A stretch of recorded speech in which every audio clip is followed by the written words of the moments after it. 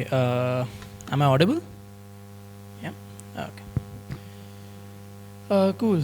So before I get started with banking, I would like to first show what's new in version 16. I think a lot of you are already aware. Um this was this was not in the original plan. I was told to do this. So, um, okay, version 16. We'll start with framework. Oh, sorry.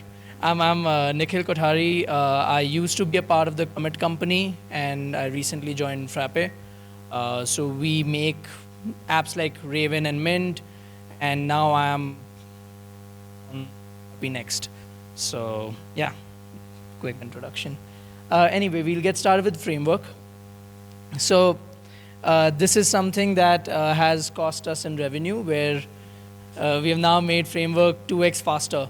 So a lot of these performance improvements, by the way, have to be backported to version 15, but version 16 has, like, you'll notice it as soon as you go into list views and all, it is significantly faster.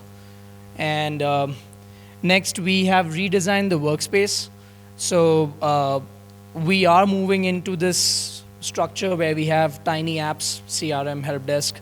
And so it sort of made sense that we redesign the workspace so that it's easier to find. In fact, if you go into a certain workspace, like if you go to accounts module, you'll see that the sidebar can now house links directly to list views, which is not possible.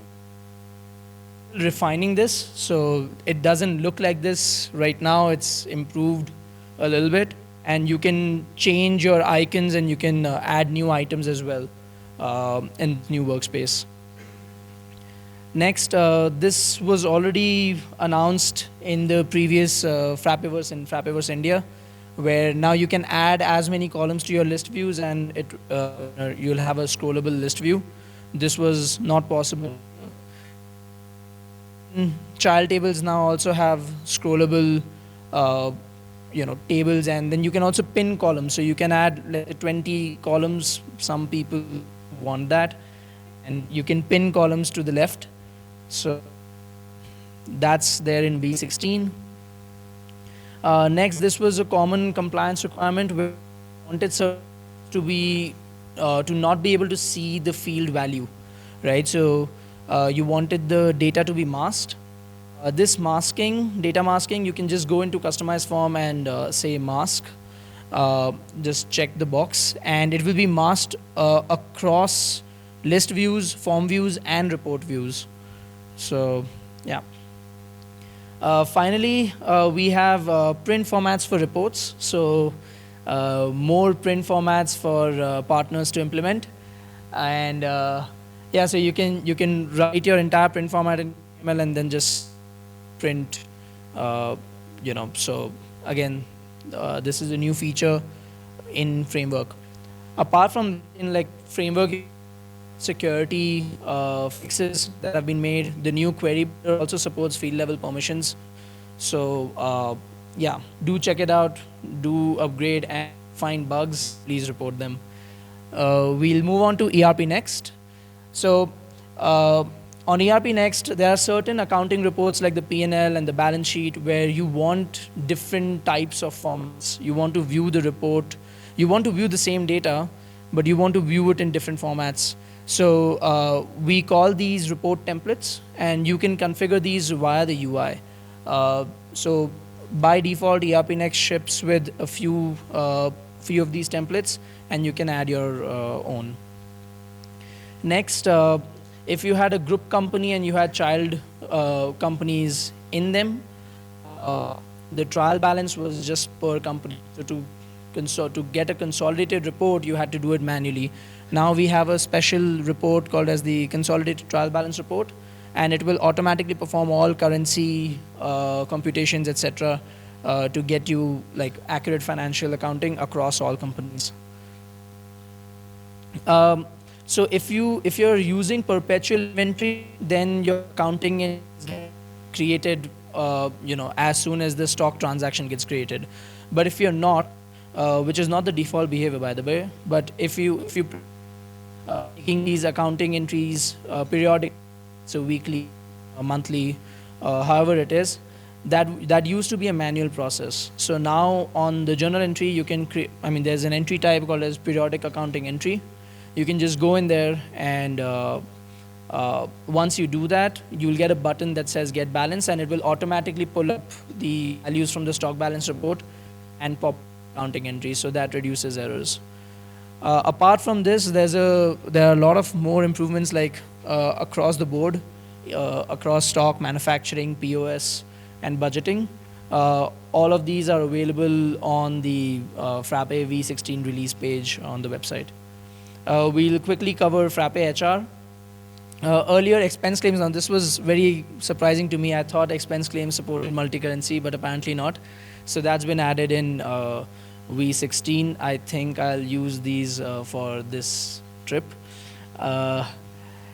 And then you have overtime management, where now we have something called as overtime slip.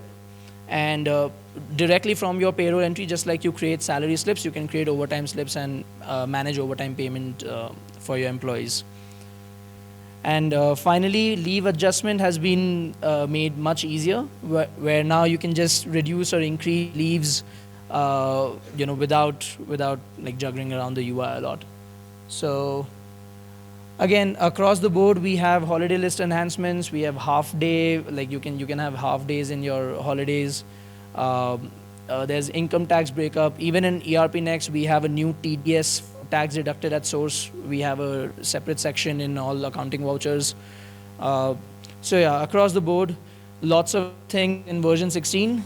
You can go to this URL and view all of the updates, and obviously we have release notes on GitHub. Okay, soon to be added to V16 is banking. So last year I had introduced an app at Frappeverse India. I had introduced an app called Mint. Now Mint is going to be merged into ERPNext. So by default, when you install ERPNext, this is going to be the default banking module. So this is also a React app inside ERPNext. So ERPNext did not get Vue.js, but it got React. So, but we have essentially changed the UI to match it to the Espresso design system. Apart from that, the features are the same. But I have added a few cool features, so I'll go through those. So just to cover like a broad overview, bank reconciliation or the banking module in ERPNext is very fragmented as of now. This app will do is it will just consolidate all of those banking functions into one place, right? So your bank clearance, bank rec, all of your reports, even dashboards, they'll all be in this single interface.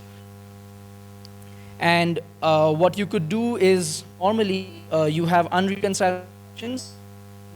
You reconcile them with vouchers in your accounting system, which is ERPNext. This supports like fetching all the unreconciled transactions, and then you can have fuzzy searching. You can filter by type and amount, and then you can match them to vouchers. If you do not have a match, you can also create a direct payment entry or a bank entry or record a transfer. When you record transfers in this new banking module, it will automatically detect the transaction, like the mirror transaction on the other bank account, and reconcile both of them simultaneously. The older or the existing bank rec module also did not allow you to split your bank entry into multiple.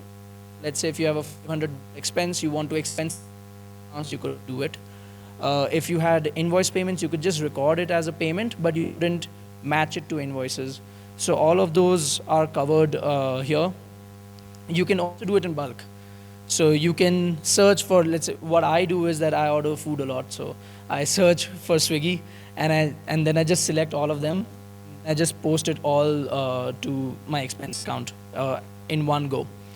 So the idea really is that for checks, etc., where you will have a matching transaction, you would use the match function. But for most accounting use, you could actually just wait for the bank feed to come in, and then from the bank feed just pay different vendors or take payments from customers.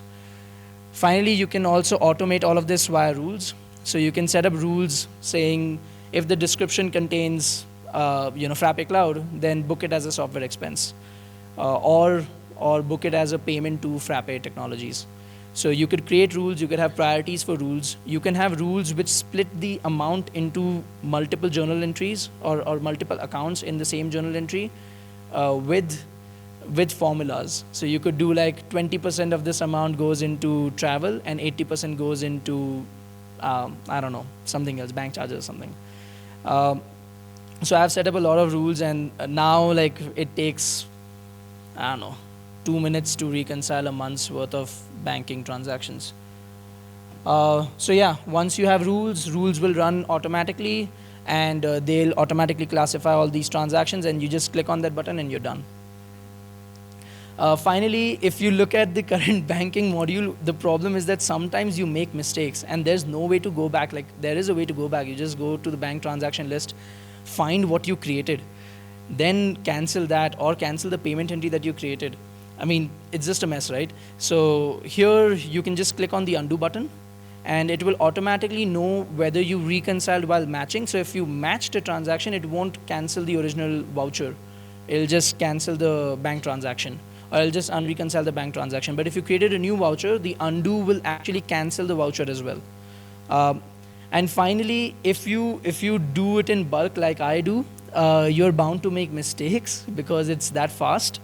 And so what I realized was that I needed a Control Z, that I could just do Control Z and I could just view whatever I've done in this session. And then for each of these, I can actually cancel individually. I can cancel each one of these actions that I did in my reconciliation history. Now, the thing is, I had solved all of this, right? But my biggest pain point was still not solved, was just importing bank statements. Because like my bank would give me a statement and then I would have to clean up that Excel. Like that's a job that someone has to do. You have to clean up all the rows, you have to map the columns. You also had to surprisingly add a column for bank account when you selected the bank account, but you have to add it again. So anyway, so the new bank statement importer, right now we support CSVs and Excel files. All you have to do is just drop it in. Like that's the goal, right? So I'll show some examples of bank statements. Now this is a bank statement where it's fairly neat, but it's not really directly mapped. But all you have to do is just drop the bank statement in and it will automatically figure out where the header is. It will map the header columns to whatever it's supposed to be. It will figure out what the closing balance is, because the closing balance used in your bank rec, right? So it will store the closing balance as of that day. It will give you the transaction dates, the number of transactions. It will figure out if the amount format, what the amount format on that statement is. Do you have two columns for withdrawal or deposit? Do you have a single column for amount? Do you have two columns, one for amount, one for transaction type which says debit or credit? It will detect all of that automatically, and then it will also detect the date format. Once it's that, I'll show you another example. This is an HDFC bank statement where like the first 20 rows are useless. And so it just skips all of those. It automatically detects that the 21st row is the header, is the actual header. So you don't even have to delete it. I just download it and I just dump it over here. And then you look at the 22nd row. I don't know why they fill it with stars. Like why? So it also detects that the 22nd row is not a transaction. So it's fairly accurate. And this is the last one. So in this case, this is an ICICI bank statement where the transaction amount and there is a CR/DR column as well, which they give. So CR would be a credit and DR would be a debit. So you'll see that the detected amount format is transaction type column has CR/DR values. And it's automatically able to map this into debit and withdrawal. You'll also see that it found some conflicting transactions. So sometimes what happens is that you import the statement twice. Will find any conflicting transactions and warn you that you might be doing this incorrectly. So yeah, what we are going to add support for PDF and XML statements. We'll add support for custom fields and accounting dimensions on our payment and bank entry modules. And we'll have a unified interface for bank feed integration. So like Plaid or any other bank feed API integration that you have, we'll make it a common interface so that it's easier to program those. Like, so it's essentially you call an API, it gives you transactions, and then you map it to the bank transaction doc type, right? So we'll give a unified interface for that so that there's a sync button that you can click and it will just pull it up from the API. Yeah, that's it. Thank you.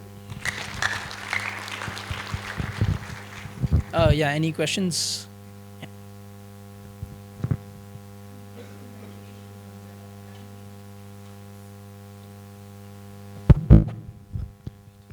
Hi. I just wanted to say many congratulations on the banking. It's amazing. It's going to make our life very, very easy. Yeah, thank you. So it saves a lot of time, and also I think, yeah, moving away from the manual, if whatever the machine can do, it's brilliant. You'd mentioned at the beginning of your presentation that you've done, in the new version, improvements on the POS. I don't know if you can see what improvements on the POS. I'm not sure myself because I wasn't a part of the team that did it. But I think a lot of those improvements were related to the interface because we were relying on a third-party application, and then that application I think became closed source. So we are expanding our POS, the native POS that comes in ERPNext. But I'm not exactly sure. You'll have to check the release notes. Yeah.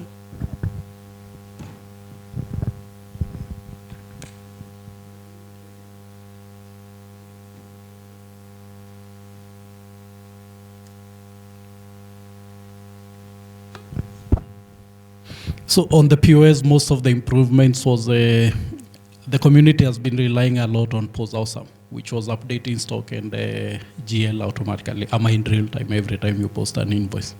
So one of the goals of the improvements was to have the standard POS do direct sales invoices. That is like the major one. Initially, you want to wait until when you close your POS. That's when you would update GL and stock. Okay. But that is one of the major improvements on the POS. The other improvements on the new POS is like now it accepts credit sales. Initially, that was not there on the standard POS. There are many other improvements, but those are the two major ones I can think of. The first one is initially every time you did a POS invoice, it would create something called a POS invoice, which was designed for speed. But now you have two options. You can create POS invoice if you need speed, and then when you close your till in the evening, that's when we update GL and stock. But now you have another option at a new POS to say, now I don't want to use this POS. I'm okay with the speed of standard sales invoice. Every time I post a sales invoice, we update stock and GL automatically.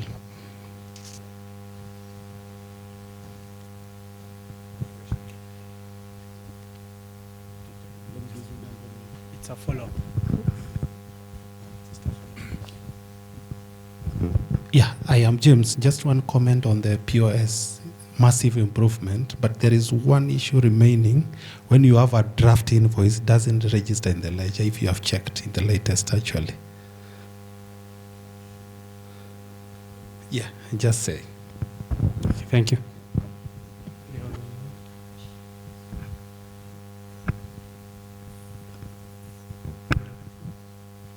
Still have a question?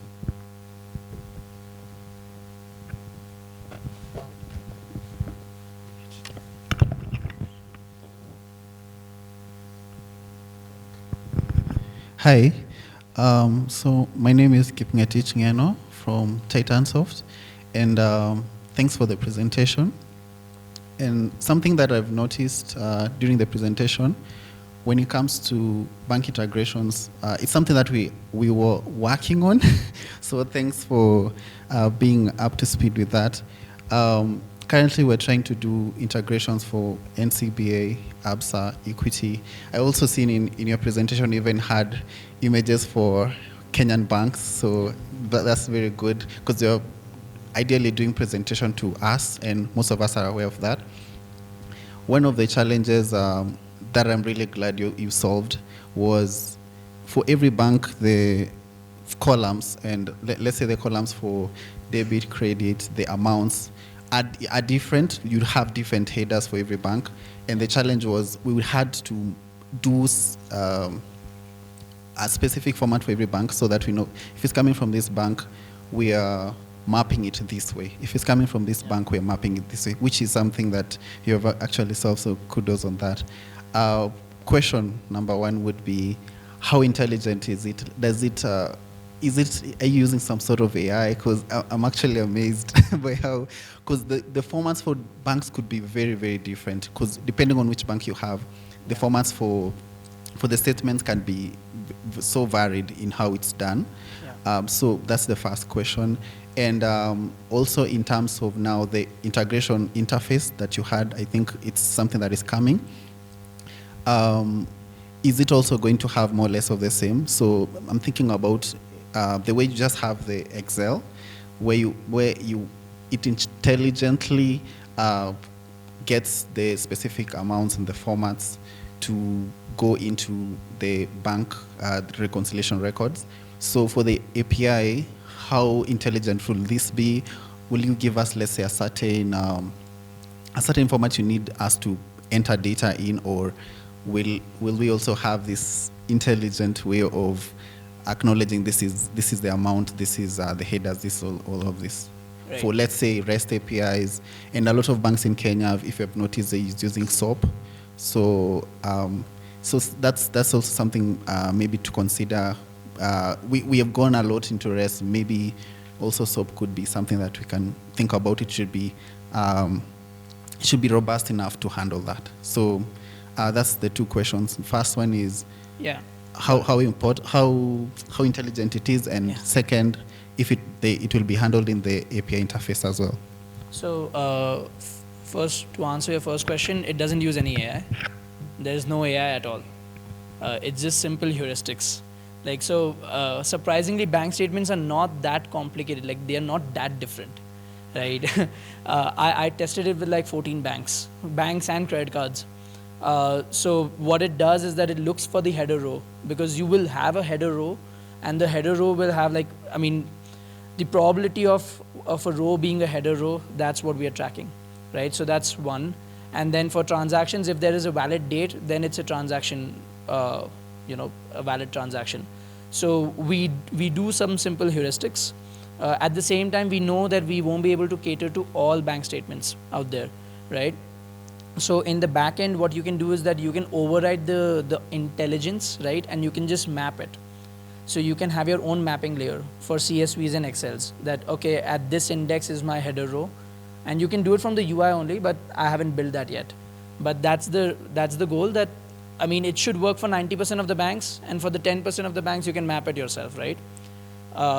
For your API integrations, there won't be any intelligence there, because if you're already putting in the effort to call the API, right, then you can also map the fields to the bank transaction fields. What we want is like a unified interface, because right now the sync buttons are all over the place. So if someone has to sync a Plaid account, they have to go to Plaid settings and do it. If someone has to sync like some regional bank's account, they embed the button somewhere else, right? So it needs to be a unified interface where I just click one button, sync, and via hooks, it figures out, okay, this is the synchronization engine that I need to call. So we'll give a unified interface, but there won't be any intelligence there.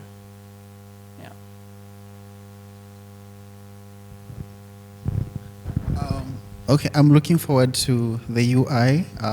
Hopefully we'll be able to use that, and we can contribute to it as well in terms of being able to map for the APIs for different banks. So looking forward, and thanks for the talk. Yeah, thank you.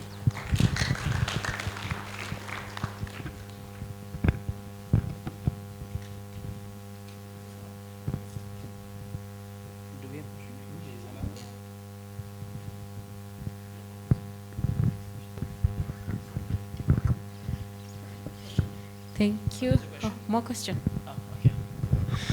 Yeah, sorry, it seems like your talk is quite exciting, so lots of questions. My name is Spusiso Koza. I'm from a company that helps web developers set up their own web hosting companies and cloud computing companies. So we get a lot of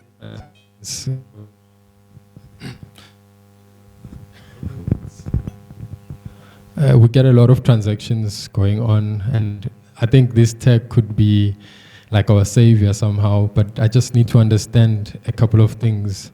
In South Africa, sometimes you can set or you can tell your banks to send like monthly statements or weekly statements to a particular email address. So instead of doing it manually where you drag and drop the statement and then it allocates, is it possible to just tell the bank, send an email to this email address, and then the system picks up that statement and then completes that? So again, I think that is possible, right? ERPNext or Frappe has an email inbox feature. The only problem is that it still needs to go into a queue. Because if your bank sends PDF statements, you would still need to manually review them, right? Because you cannot trust that OCR will be 100% accurate. So but we could send it to the queue, so you wouldn't have to manually drag and drop. But that seems like the least of the out of all the problems that we need to solve, right? That's like very minor. But email inbox should help you do that. Like it will just sit in the queue, and then once you come on the banking module, it'll tell you, look, you have one statement, received from your bank, and then you can click and then proceed with the next steps. Yeah. All right, thank you. I just have 2 follow-up questions on that. Yeah. Now that you said that it's possible, right? The reason I ask is that if that could happen, the next question is it possible for it to auto-assign based on like the reference on the statement, maybe to a particular GL account? So that's the rules. So if you configure all the rules correctly, that will happen, yeah. Okay, just one last one. So let's say that happens. So you get an email statement and then it auto-assigns. Is it possible for it to trigger maybe some sort of API link that could mark an invoice paid, for instance, somewhere? Yeah, I am not sure if one should do that. Like one shouldn't create GL entries in your accounting system automatically.